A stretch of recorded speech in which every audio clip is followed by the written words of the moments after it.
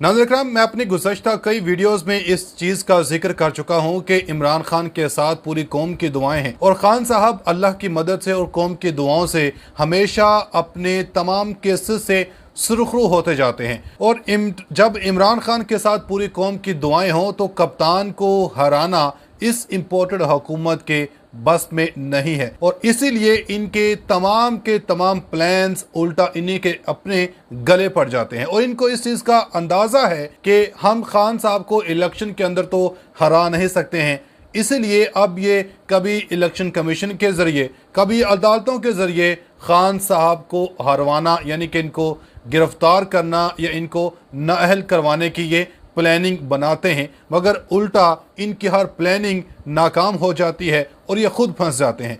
ऐसा ही ये तौहीन अदालत की केस में हुआ। जिस तरह गुज़श्ता रोज़ पाकिस्तान तहरीक इंसाफ के चेयरमैन इमरान खान अदालत में पेश हुए और एक बड़ा केस था इमरान खान के खिलाफ और ये इम्पोर्टेड हुकूमत ने पूरी प्लानिंग बनाई थी कि इस केस के अंदर इमरान खान को तौहीन अदालत की सज़ा हो जानी है और इसको हमने गिरफ्तार करना है। पूरा इन्होंने प्लान बनाया, पूरी इन्होंने बख्तरबंद गाड़ियाँ, सिक्योरिटी, वहाँ पर भरपूर तरीके से इंतजाम किए। वहाँ पर टेंट लगाए गए थे कि किसी तरह से हम हंगामा आराई ना होने दें। अगर इमरान खान साहब को हम गिरफ्तार करते हैं तो फिर वहाँ पर जाहिर बात है कारकुन हंगामा करेंगे, मगर ऐसा कुछ भी नहीं हुआ और अदालत की जानब से खान साहब एक बार फिर से सुरखरू हुए और अदालत ने इनको एक रिलीफ की सूरत में एक मोहलत दी है और 7 दिन का मजीद टाइम देकर चीफ जस्टिस अतर मिनुल्लाह साहब की जानब से कहा गया कि आप अपने फैसले के ऊपर नज़रसानी करें, दोबारा से अपने फैसले के ऊपर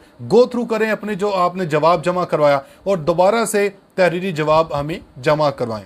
तो इसके ऊपर इम्पोर्टेड हुकूमत बौखला गई और ऐसे अब इन्होंने बयानात देना शुरू कर दिए हैं कि आला अदलिया के ऊपर ही अब ये हमला आवर हो चुके हैं। ये इमरान खान को फंसाने की कोशिश कर रहे थे, अब ये खुद इस केस के अंदर अब अदालतों के ऊपर हमले करने में ये खुद अब फंस चुके हैं। किस तरह फंस चुके हैं ये आगे चलकर तफसील से बताऊंगा। और वहीं पर इमरान खान साहब अब क्यों इतने ज्यादा एक्टिव हो चुके हैं, ये क्यों परेशान नहीं है। अदालतों के अंदर इनके केसेस हैं, इलेक्शन कमीशन के अंदर इनके केसेस हैं, मगर इनके चेहरे के ऊपर आपने देखा आज भी ये कितने ज्यादा पुरसुकून और पुरजोश दिखाई दे रहे थे। ये मुस्कुरा रहे थे। जिस तरह अदालत के बाहर भी इन्होंने एक सहाफ़ियों के साथ बात की और इनकी जानब से कहा गया कि मैं जल्द इलेक्शन देख रहा हूं। तो इसके ऊपर तमाम तफसीलात है, क्या खान को कौन ये मशवरा दे रहा है, खान क्यों अब इतने पुरजोश दिखाई दे रहे हैं, ये तमाम तरह हकाइक आपके सामने रखने हैं। आपसे गुजारिश है कि वीडियो को एंड तक लाजमी देखें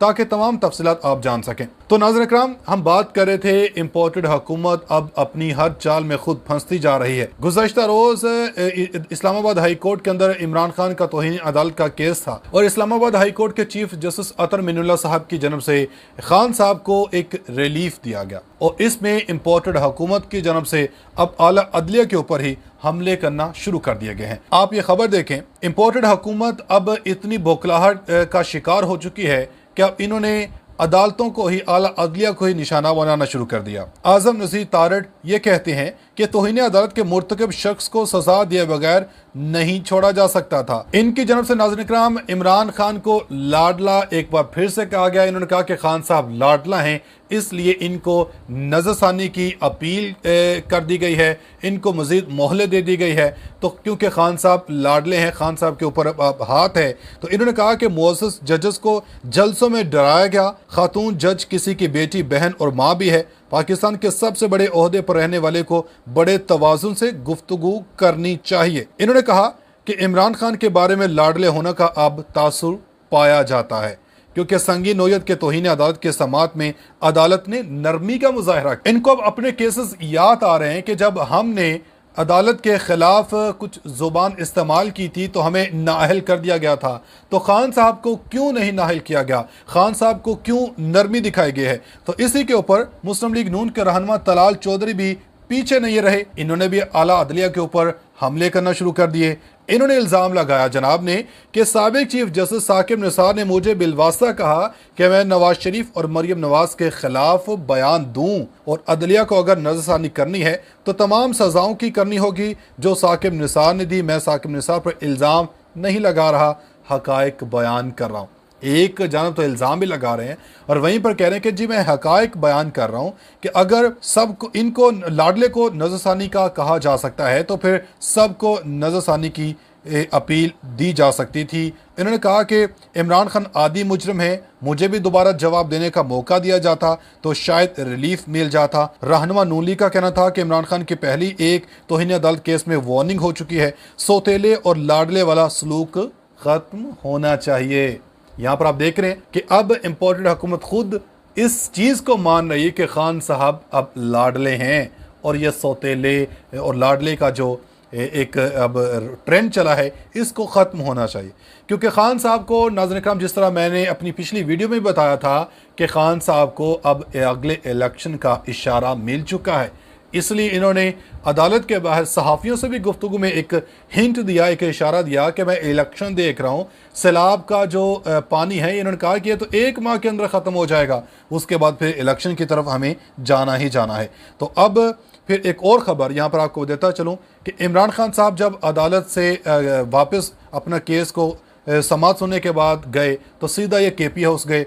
तो वहाँ पर PTI के कारकुन जमा थे, PTI के वर्कर्स जमा थे, जो इमरान खान की जन्म से वहाँ पर एक छोटा सा इवेंट मुनक्किद किया गया था। ISF तंजीम साजी के हवाले से पाकिस्तान तहरीक इंसाफ की जो मुल्क भर में अब बड़ी एक्टिव खान साहब की जन्म से कर दी गई है, क्योंकि खान साहब को अब मुल्क के अंदर आम इंतखाबात होते नज़र आ रहे हैं। किसी की जन्म से खान साहब को तो कोई ऐसा पैगाम पहुँचाया गया, ऐसा कोई हिंट दिया गया या ऐसा कोई वादा खान साहब के साथ किया गया जिसके हवाले से अब खान साहब बड़े एक्टिव दिखाई दे रहे हैं। खान साहब अब बार बार इसी चीज़ के ऊपर अब मुतमिन हैं और इस चीज़ को दोहरा रहे हैं कि मैं जल्द इलेक्शन देख रहा हूँ।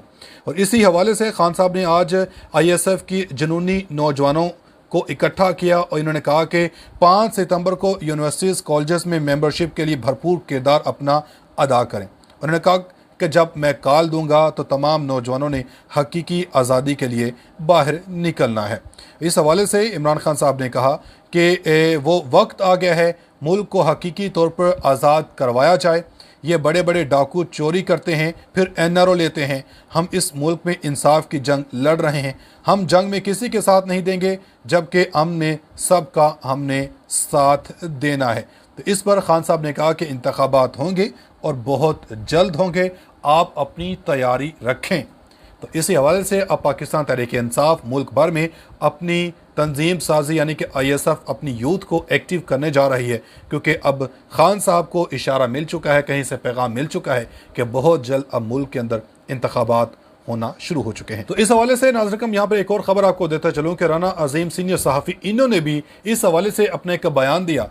इन्होंने कहा कि जो केयर टेकर हुकूमत है, इनकी अब मीटिंग्स होना शुरू हो चुकी हैं कि निगरान सेटअप कौन किसके हवाले किया जाएगा, कौन कौन इसमें वज़ीर होगा, कौन किस किस को कौन सा ओहदा देना है, इस हवाले से मुशावरत जारी है और बहुत जल्द इस इम्पोर्टेड हुकूमत की छुट्टी हो जानी है और अब आम इंतखाबात की तरफ हुकूमत को और इस मुल्क को जाना होगा। तो आज की वीडियो के लिए इतना ही। उम्मीद करता हूँ आपको हमारी वीडियो पसंद आई होगी। इसको ज़्यादा से ज़्यादा शेयर करें और अगर आप लोगों ने अभी तक मेरे YouTube और Facebook चैनल को फॉलो सब्सक्राइब नहीं किया तो लाजमी करें। शुक्रिया।